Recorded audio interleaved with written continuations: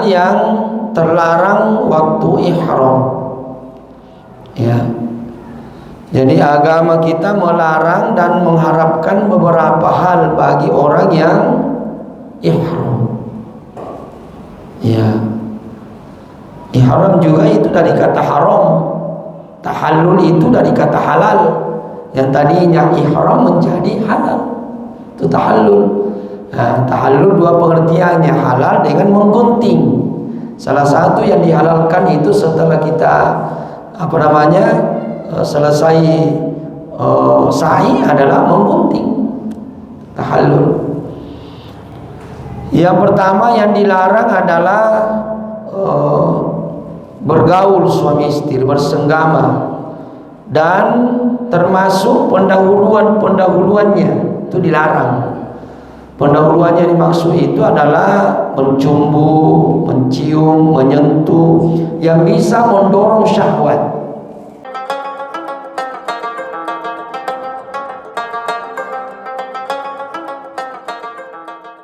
Bismillahirrahmanirrahim.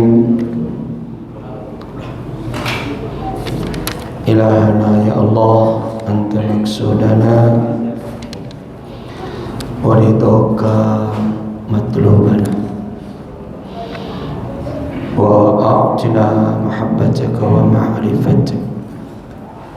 Rabbi shrah li sadri wa yassir li amri wahlul 'uqdatam min lisani yafqahu qawli.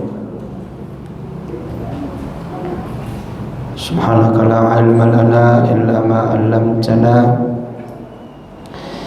innaka antal alimul hakim. Assalamualaikum warahmatullahi wabarakatuh.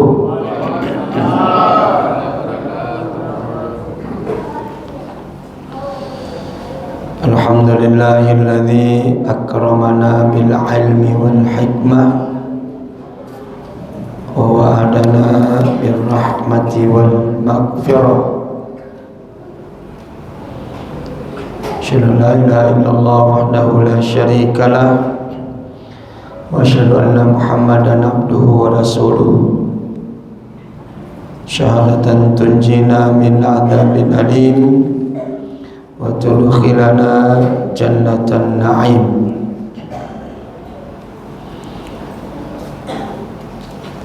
Allahumma shalli ala sayyidina Muhammadin wa ala alihi wa ashabihi wa ummatihi ajma'in. Ma ba'du, fa inna asdaqal hadithi kitabullah ta'ala wa khairal huda huda Muhammadin sallallahu alaihi wasallam wa syarrul umuri muhdatsatuha wa kullu muhdatsatin bid'ah, kullu bid'atin dhalalah, kullu dhalalatin finnar. Wa na'udzu billahi min dzalik.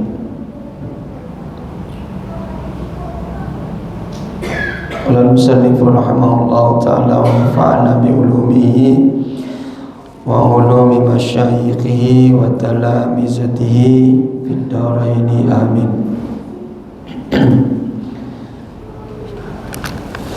Qala Rasulullah sallallahu alaihi wasallam, man hajja wa lam yarfath wa lam yafsuq raja'a min zunubihi kayaumi waladatsu ummu.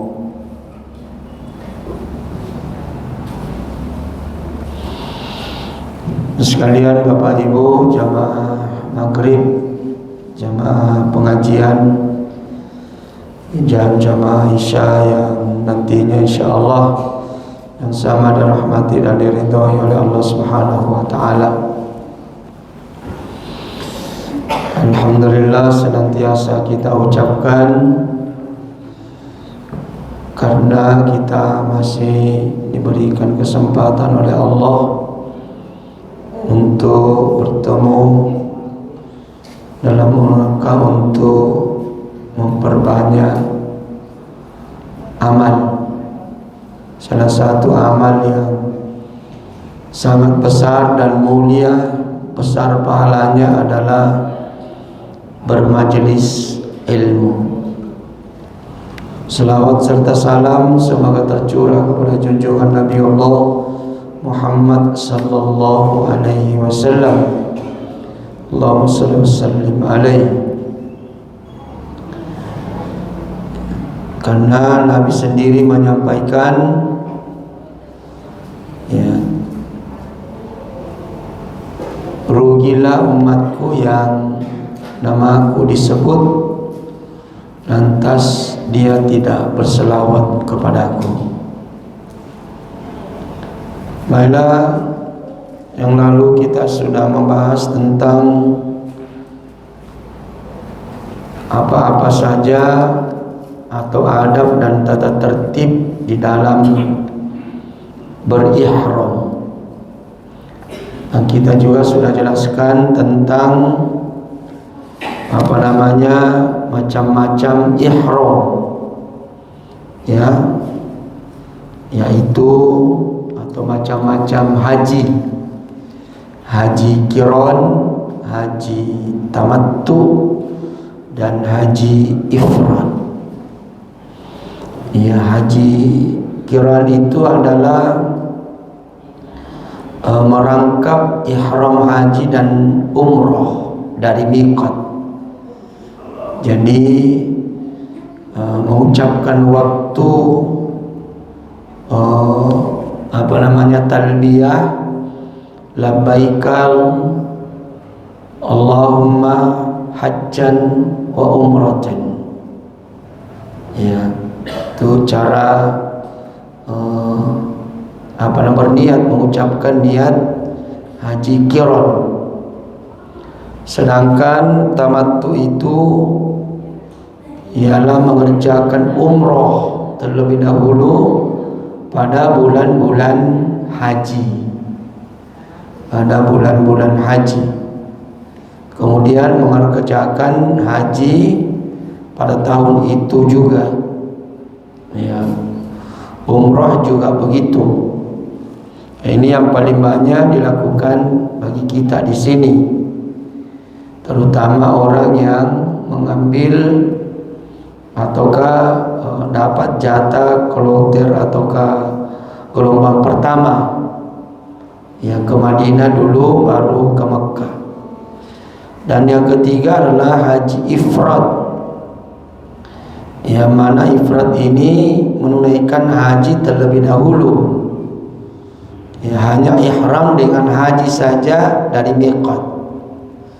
Ini mengucapkan labbaik Allahumma hajjan, ya, haji dulu dilakukan. Nah, ini biasa diambil oleh gelombang kedua yang tinggal tidak lama untuk pergi wukuf di Arafah. Nah, kenapa? Karena setelah dia miqat tidak boleh dia melepaskan, kecuali kalau dia mandi. Tidak boleh dia melepaskan pakaian ihramnya. Ya, pakaian ihram terus, terutama yang laki-laki. Ya, laki-laki. Nanti setelah melaksanakan haji, barulah dia menyusul melaksanakan umroh. Jadi dia pakaian ihram terus, nanti melepas pakaian ihramnya, ya, setelah dia tahallul awal. Boleh dengan cara, ya, setelah memungut batu-batu dia langsung ke Mekah mengambil tawaf ifadah. Ya, setelah itu melepaskan pakaian ihramnya. Ya, setelah itu baru melempar jamrah Aqabah, ya, pada tanggal 10 Zulhijjah. Ya, barulah selesai tahallul sani. Dan ini biasa banyak dilakukan oleh haji plus. Ya, tapi kalau hari reguler itu dari Arafah menuju Musdalifah memungut batu-batu, baru kembali ke Mina. Mina baru pergi melempar jumrah Aqabah. Setelah melempar jumrah Aqabah pada tanggal 10, maka dia sudah tahallul awal. Tahallul awal itu maksudnya sudah bisa dilakukan yang lain yang diharam, yang tadinya diharamkan, kecuali satu, yaitu bergaul suami istri. Ya, bergaul suami istri. Nah, nanti setelah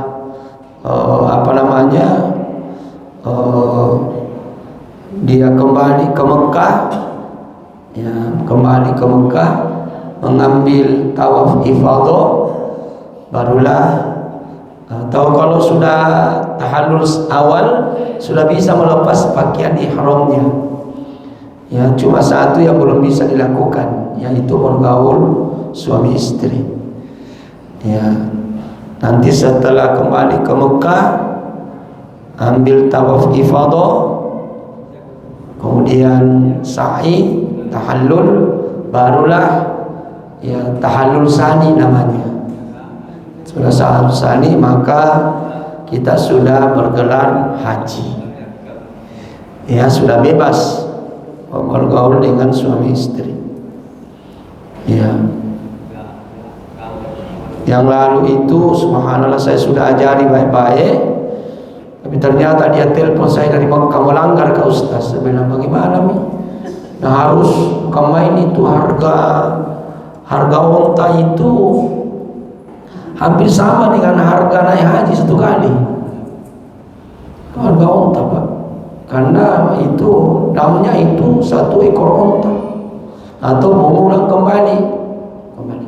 Tapi kalau orang kaya apa dia bilang, ya biar Ustaz, ya daripada ya tidak sah hajiku, ya atau berapa ratus juta dia bayar itu untuk membeli seekor onta.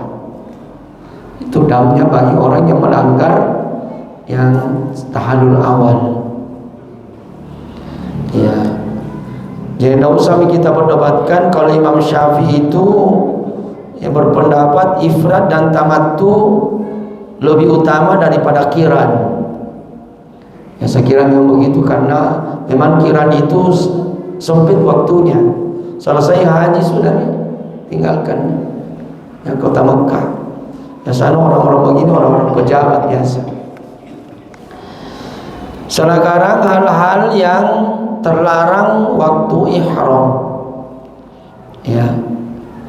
Jadi agama kita melarang dan mengharapkan beberapa hal bagi orang yang ihram. Ya. Ihram juga itu dari kata haram. Tahallul itu dari kata halal. Yang tadinya ihram menjadi halal. Itu tahallul. Nah, tahallul dua pengertiannya, halal dengan menggunting. Salah satu yang dihalalkan itu setelah kita selesai sa'i adalah menggunting, tahallul. Yang pertama yang dilarang adalah bergaul suami istri, bersenggama, dan termasuk pendahuluannya itu dilarang. Pendahuluannya dimaksud itu adalah mencumbu, mencium, menyentuh yang bisa mendorong syahwat. Itu yang dilarang orang kalau sudah ihram, sudah berniat. Kalau belum berniat itu masih bisa.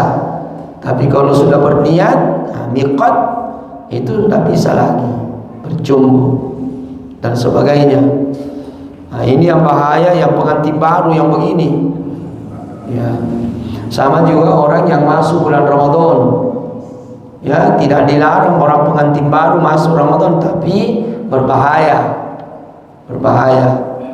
Karena biasa kalau pengantin baru tidak bisa membedakan mana siang mana malam.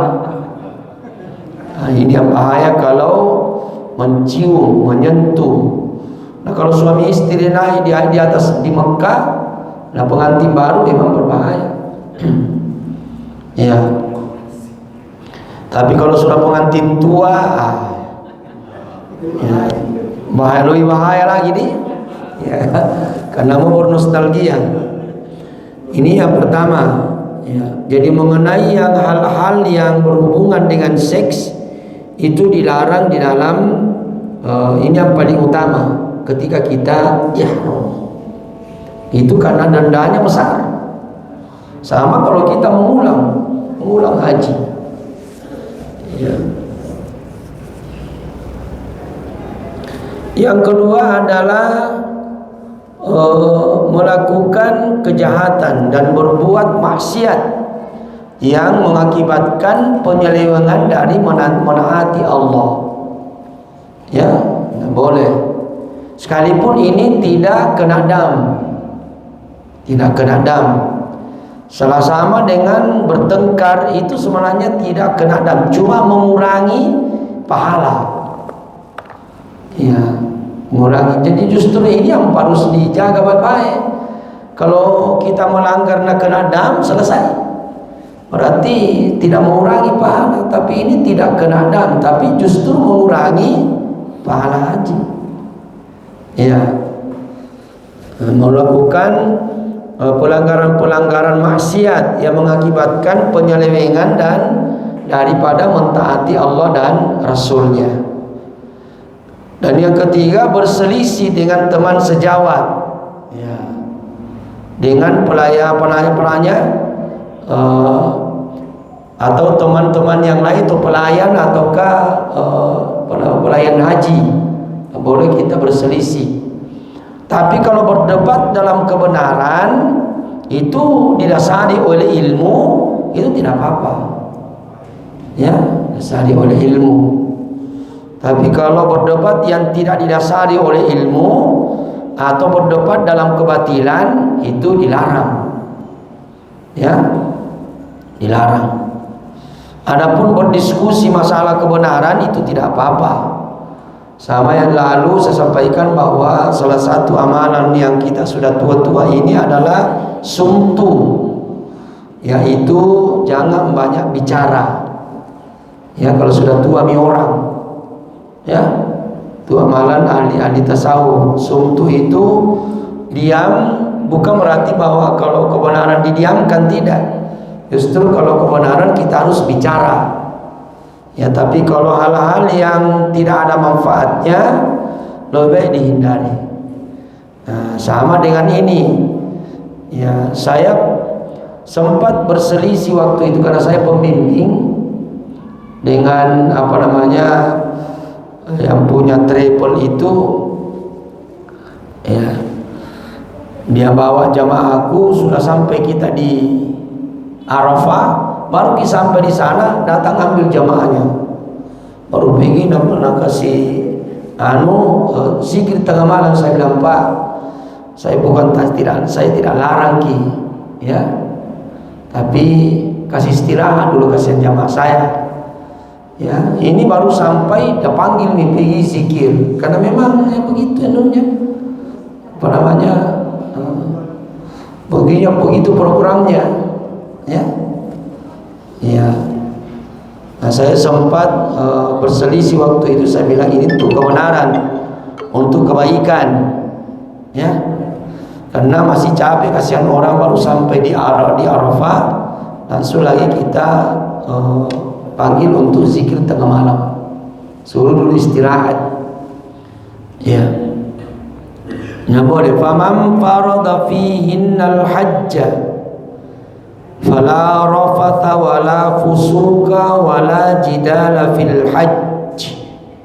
Itu dalam Al-Quran, surah Al-Baqarah ayat 197. Maka barang siapa yang telah berihram pada bulan-bulan tersebut, yaitu bulan Syawal, Zulqa'dah dan Zulhijjah. 3 bulan itu yang dimaksud bulan-bulan haji. Ya, Syawal, Zulqa'dah, Zulhijjah. Al-Hajju Ashhurum Ma'lumat, itu maksudnya. Ya. Tidak boleh ia melakukan hal-hal mengenai hubungan suami istri, rapat. Tidak boleh melanggar, berbuat fusuk, fasik dan tidak boleh jidal, tidak boleh bertengkar di waktu mengerjakan haji itu. Ya. Jadi sekali saya katakan tadi, ini tidak kena dam tapi mengurangi pahala puasa, sama dengan puasa di bulan Ramadan. Kalau ada yang ngajak kita untuk bertengkar berkelahi, maka katakan ini soim, saya sementara puasa. Begitu juga kalau kita sudah ihram, nah ada yang ngajak kita bertengkar pakai tahan-tahan emosi kita, ini ihram, saling memperingati kita. Kenapa? Karena kita ini ibadah satu kali di seumur hidup, satu kali saja bisa kita lakukan sekarang. Ya, kecuali kalau kita mau berulang, ya pakai travel, itu pun menunggu juga lama. Ya.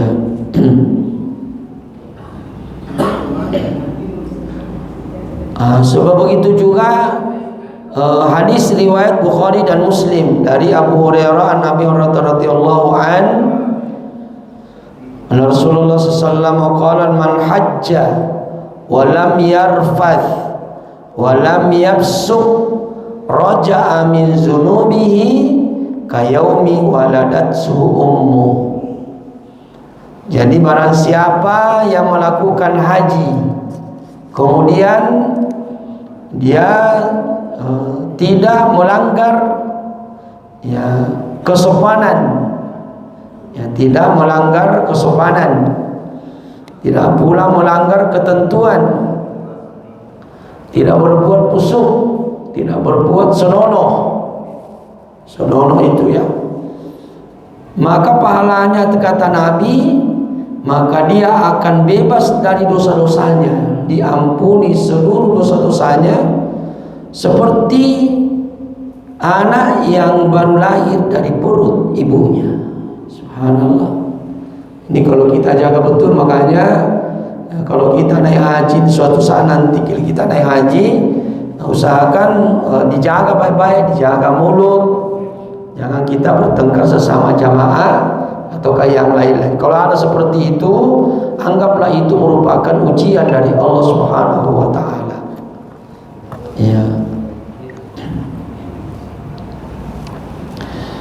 Yang keempat, tidak boleh memakai pakaian yang dijahit, ya, seperti baju dingin, jubah, celana, lain-lain. Ya. Sebagaimana yang diterima dari Ibnu Umar radhiyallahu anhu, Nabi sallallahu alaihi wasallam pernah bersabda, la yalbasul muhrimul kamis walal imama walal burnuj walal sarawil wala thawban massahu warsan wala za'faran walal khuffain alla yajida nahlaini falyaqta'huma hatta yakuna asfala minal ka'baini.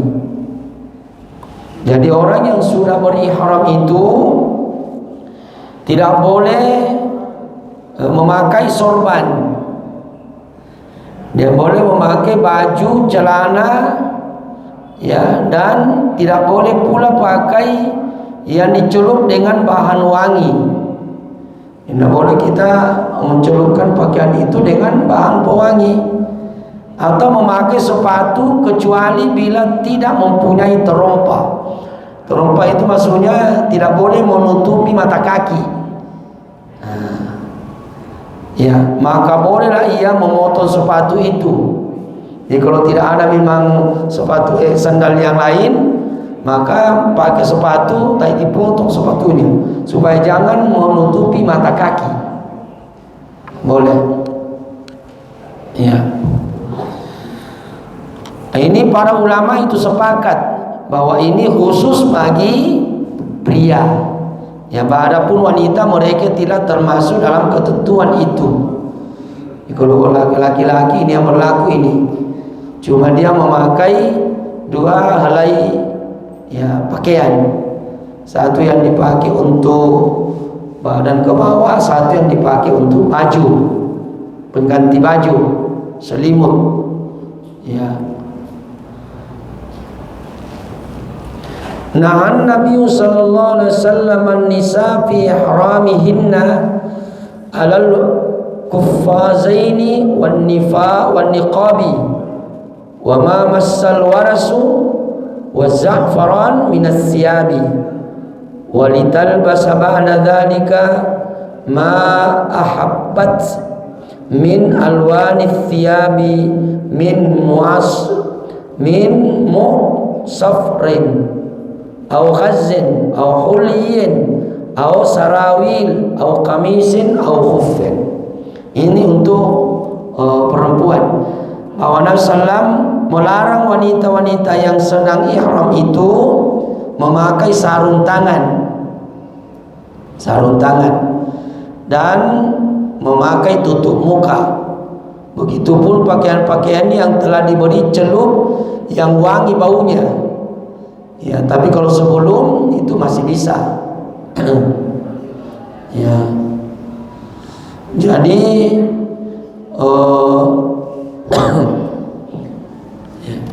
mereka boleh memakai apa yang juga ya pakaian yang mereka sukai, seperti dicelup dengan bahan yang tidak harum, ya pakaian sutra, perhiasan, celana, baju atau sepatu. Itu bagi wanita. Ya, jadi beda wanita dengan perempuan. Ya, bagi wanita ihramnya itu adalah menutup cadar, menutup muka. Kalau laki-laki itu menutup kepala, tidak boleh. Tidak boleh menutup kepala. Kecuali kalau ya untuk kesehatan, itu maka boleh pakai masker. Pakai masker. Tapi kalau memang sengaja untuk ditutupi dengan cadar, itu dilarang bagi perempuan. Begitu juga memakai kaos tangan, karena ini yang termasuk bukan aurat bagi perempuan. Kedua, ya telapak tangan ya di depan dan muka. Makanya kalau kita body haram itu dibuka, kecuali kalau untuk kesehatan itu ulama membolehkan. Seperti dulu orang COVID itu memakai memakai cadar, memakai masker, tapi cadar itu tidak boleh. Ya.